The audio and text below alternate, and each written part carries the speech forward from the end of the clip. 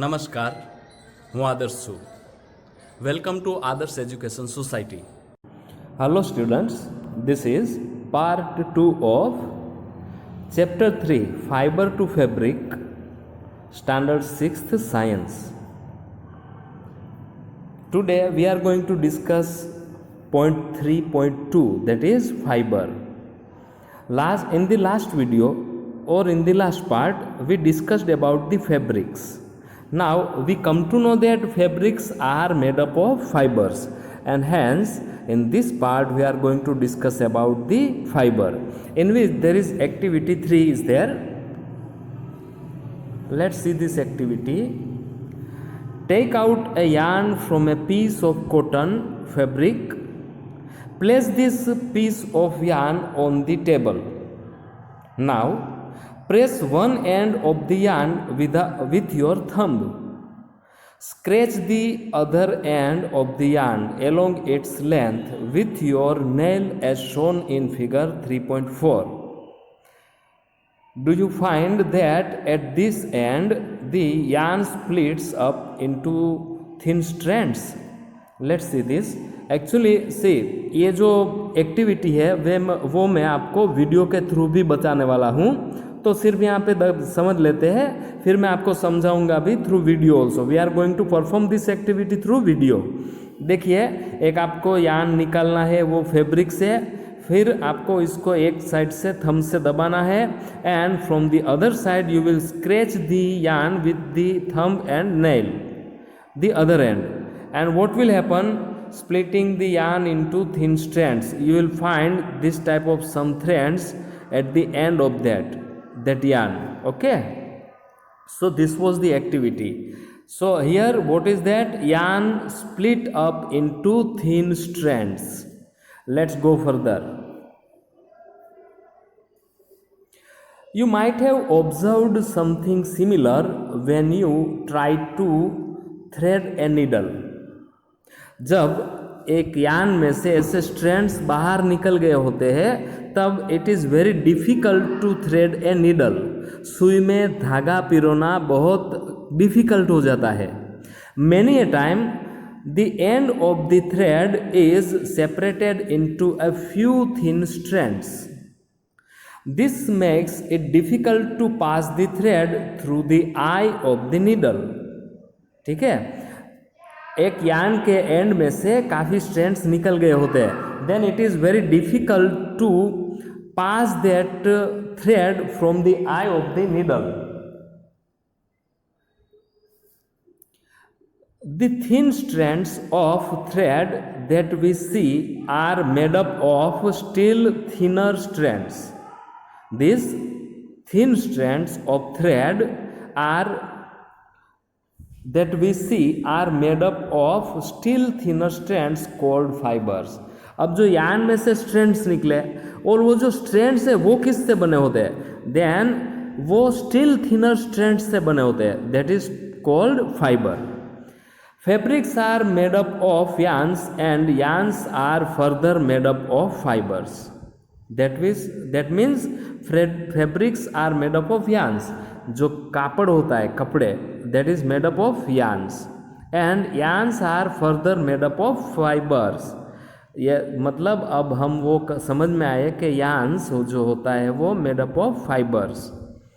Where do this fiber come from? अब ये question होता है कि अगर ये फाइबर से बना है, then those fibers, where do these fibers come from? Let's discuss. The fibers of some fabrics such as cotton, jute, silk and wool are obtained from plants and animals. ये आपको याद रखना है. This is your question. What? Try to understand. The fibers of fabrics such as cotton, jute, silk and wool are obtained from plant and animals. These are called natural fibers.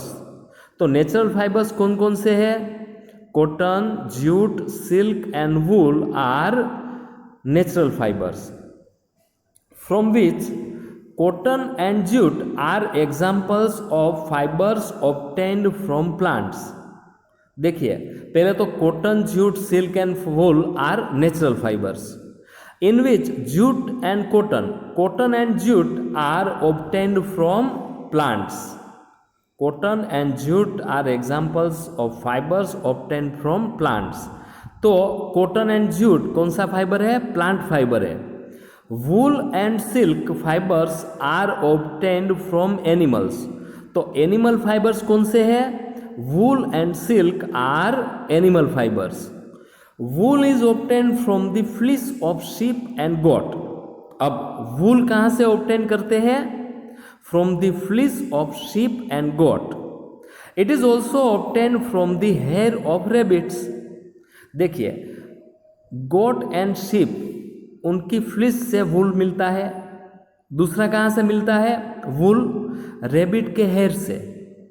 It can be obtain from the hair of rabbits. और दूसरी बात, rabbits, yak and camels. तो किसके hair?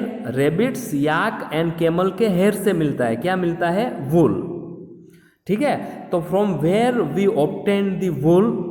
We obtain wool from the fleece of sheep and goat as well as it can be obtain from the hair of rabbits, yak and camels. ये इतना पता चल गया वूल का. अब let's discuss about silk. Silk fibre is drawn from the cocoon of silk worm.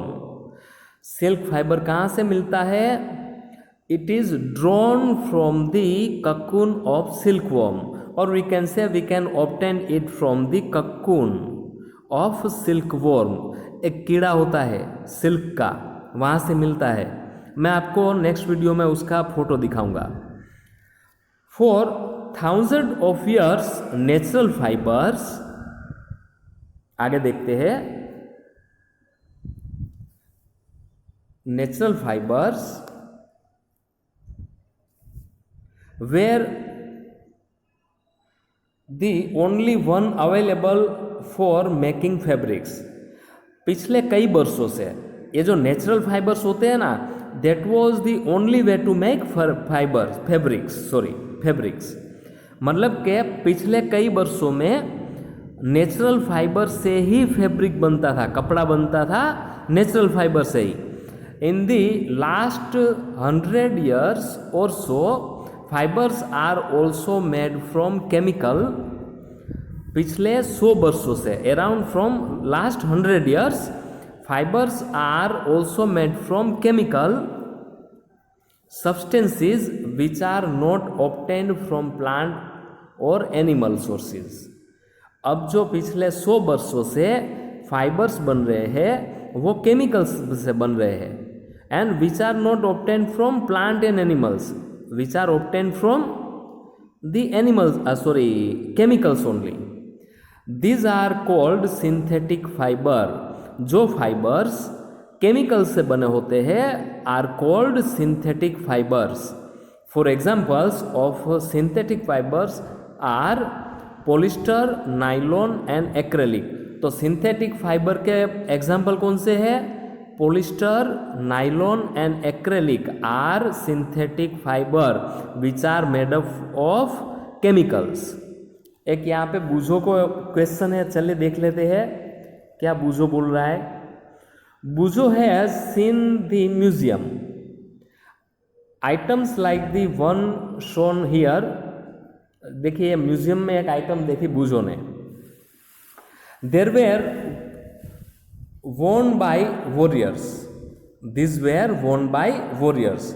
He wants to know if these are made of some kind of fiber. देखिए एक जो आइटम है वो देखी बूझो ने म्यूजियम में, वो वॉरियर्स पहनते थे और वो अब now he is thinking that this is also made up from fibres और वॉट थिंग. देखिए ये जो है वो जैकेट है वॉरियर का और वो लोहे के तार से बना होता है. It is made up of some metal से, लोहे के तार तो उससे बना होता है. चलिए आगे देखते हैं. Some plant fibres that is cotton. Have you ever made wicks for oil lamps? आपने कभी दिए की वाट बनाई है? दीवानी वाट. What do you use for making these wigs? This cotton wool is also used for filling mattresses, quilts और pillows. मतलब ये जो दिए की वाट होती है वो किससे बनती है? कॉटन वूल से, कॉटन से बनती है. And that cotton is also used for filling mattresses, quilts and pillows. Mattresses, quilts एक गद्दे होते हैं, है ना, तो उसके अंदर जो होता है वो भी कॉटन ही होता है. Take some cotton wool, pull it apart and look at its edges. अब आपने क्या करना है, थोड़ा कॉटन लेना है, उसकी एज को थोड़ा खींचना है, ठीक है, pull apart. What do you observe? The small thin strands that you see are made up of cotton fibers. अब वो अपार्ट करते हैं ना एजेस, तो we will be able to see some small strands and those are known as cotton fibers. इसको भी हम activity में देखने वाले हैं वीडियो थ्रू, ठीक है. Where does this cotton wool come from? अब ये होता है, अगर ये कॉटन वूल है तो वो कॉटन वूल कहाँ से आता है? It is grown in the fields. Cotton wool को कहाँ पे ग्रो करते हैं? In the fields. Cotton plants are usually grown at places having black soil and warm climate. अब cotton plants कहाँ पे उगाए जाते हैं? Where there is black soil and warm climate. मतलब क्या, जैसे अपना area, if you will go to see the farm, you will find there is black soil and अपना यहाँ का क्लाइमेट कैसा है? गर्म ही है. तो अपने एरिया में, मतलब कि गुजरात में ये कॉटन बहुत ग्रो करते हैं, मतलब कॉटन का पाक लिया जाता है. Can you name some states of our country where cotton is grown? See one of them is Gujarat itself, our area Saurashtra. The fruit of the cotton plant, that is cotton bolls, are about the size of lemon. अब जो cotton plant होता है उसमें fruit आता है, उसको cotton ball बोलते हैं. उसके अंदर अपना कॉटन होता है तो उसको कॉटन बॉल बोलते हैं. और उसकी साइज कितनी होती है? About the size of lemon. After maturing the balls burst open and the seeds covered with cotton fibres can be seen. अब जब ये कॉटन बॉल्स है वो सूख जाते हैं, actually it is after maturing, जब वो सूख जाते हैं तो बॉल्स बर्स्ट ओपन, वो फट जाते हैं. And the seeds covered with cotton fibers can be seen. Have you ever, देखिए अभी हम वो देखने वाले हैं, पहले आगे देख लेते हैं. Have you ever seen a cotton field that is ready for picking? It looks like field covered with snow. चलिए पहले तो कॉटन का फील्ड देखते हैं.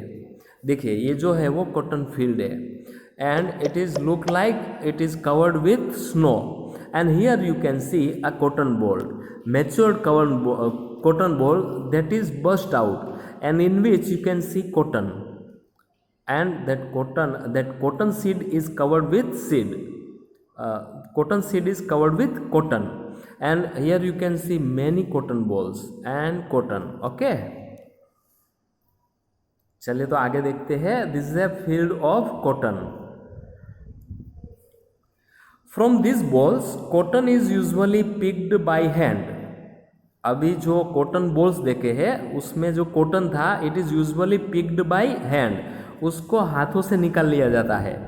Fibres are then separated from the seeds by combing.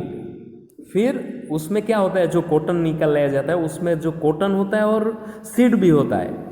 Seed अपने अभी कुछ काम के नहीं है तो उसको अलग करना होता है. वो अलग करने के लिए कॉम्बिंग करते हैं. देखिए यहाँ पे जो है वो बड़ा सा कॉम्ब उसके हाथ में लगता है, ठीक है. वो जो प्रोसेस है that is combing. This process is called ginning of cotton.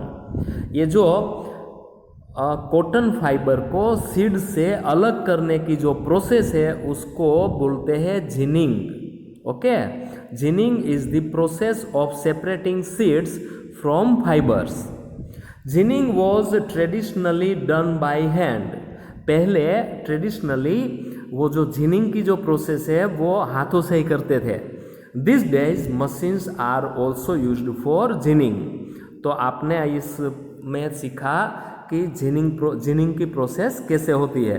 अब हम एक वीडियो देखने वाले हैं। Hello students, today we are going to perform one activity. Last time, first of all let me tell you, this is chapter 3, fiber to fabric, in which the point is 3.2 fiber and in which activity is 3. Today we are going to perform this activity. In the last activity, what did we do you know? In that we pull some threads from that fabric and we come to know that fabric made up of yarns, and that yarns are arranged together in such a way so that we can see that fabric. But our question is that then from what the yarn is made up of, and to find out that we are going to perform this activity 3. So I have some thread in my hand and let me cut it first of all so that I can handle it very well. So I am cutting it from here. Okay, now see, this is a thread. Okay, but if I keep it over here and if I scratch with my thumb and nail, if I will scratch it with my nail like this, then what will happen? At the end, you will find some strands over here. I hope you must be able to see this. Can you see these strands? I hope you must be able to see this. See, some strands are there. Some more fibers, some more threads are there. Can you see this? Okay, over here some more threads.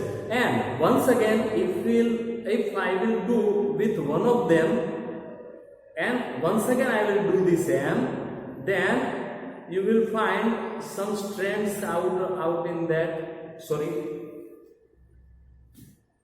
some strands are there. Okay, so further some strands are there and that strands are made up of fiber. See, I hope you must be able to see this another strands also. So from there we can find out these strands. And then strands are made up of, let me show you. Actually this is a cotton. Now you observe the cotton. What you will do, you pull one of the end like this and once again do something like this. You will find small something, isn't it? And this is called fiber. Okay. Here you can see there are fiber and you do it with yourself so that you can come to know. So these are the fiber. So with this activity, what we come to know? That actually yarns are made up of fiber. Okay, and what is fiber? We come to know in the cotton. Here some small, very thin fibers are there. And it is possible for you to see. You do perform this activity at your home with this cotton so that you will come to know there are fibers, and I hope you must be able to see these fibers. Okay, so with this we are ending this our activity and we will perform more activities whenever it is required.